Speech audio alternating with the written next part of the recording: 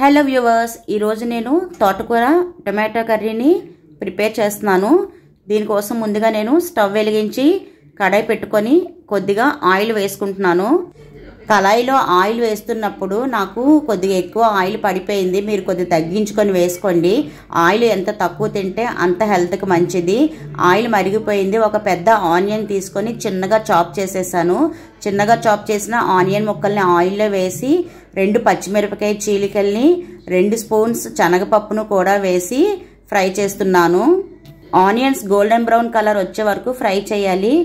Next తోటకూరను బాగా కడిగేసి ముక్కలుగా కట్ చేసుకొని కళాయిలోని వేసుకుంటున్నాను. ఆకుకూరని ఎప్పుడూ కూడా కడిగేసిన తర్వాత చిన్న చిన్న ముక్కలుగా కట్ చేసుకోవాలి. చాలామంది చిన్న చిన్న ముక్కలుగా కట్ చేసుకొని అప్పుడు కడుగుతారు. అందులో ఉన్న విటమిన్స్ అన్నీ కూడా పోతాయి కాబట్టి హోల్గా ఉన్నప్పుడే ఆకుకూరను కడిగేసి కట్ చేసుకోవాలి. ఇప్పుడు ఈ తోటకూరలో 1.5 table spoon salt, 1/2 table spoon పసుపు కూడా వేసుకొని ఒకసారి తోటకూర అంతా కూడా కలిపేసి మూత పెట్టి బాయిల్ చేయాలి. 100 గ్రాముల తోటకూరలో 716 క్యాలరీల శక్తి మనకి లభిస్తుంది. కార్బోహైడ్రేట్స్, ప్రోటీన్లు, కొవ్వులు, పీచు ఒక్క తోటకూరలోనే మనకు లభిస్తాయి. కంటి చూపు కూడా మెరుగవుతుంది. ఇప్పుడు మూత తీసి చూస్తే తోటకూరలో ఉన్న వాటర్ అంతా కూడా డ్రై అయిపోయింది.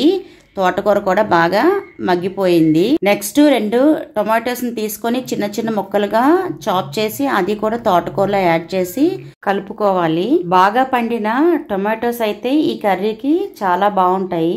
నెక్స్ట్ మూత పెట్టి టొమాటోస్ బాగా మగ్గే వరకు బాయిల్ చేయాలి. 10 మినిట్స్ తర్వాత మూత తీసి చూస్తే టొమాటోస్ బాగా మగ్గిపోయాయి. 1 టేబుల్ స్పూన్ కారం కూడా యాడ్ చేస్తున్నాను. కారం యాడ్ చేసిన తర్వాత ఒకసారి బాగా కలిపేసుకోవాలి. నెక్స్ట్ 1.5 టేబుల్ స్పూన్ ధనియాల పౌడర్ కూడా వేస్తున్నాను. ఈ ధనియాల పౌడర్తో ఈ కర్రీకి మంచి ఫ్లేవర్ వస్తుంది. ధనియాల పౌడర్ వేసిన తర్వాత 2 మినిట్స్ ఫ్రై చేస్తే సరిపోతుంది. తోటకూర టొమాటో కర్రీ రెడీ అయిపోయింది. నెక్స్ట్ నేను సర్వింగ్ బౌల్లోకి తీసేసుకుంటున్నాను.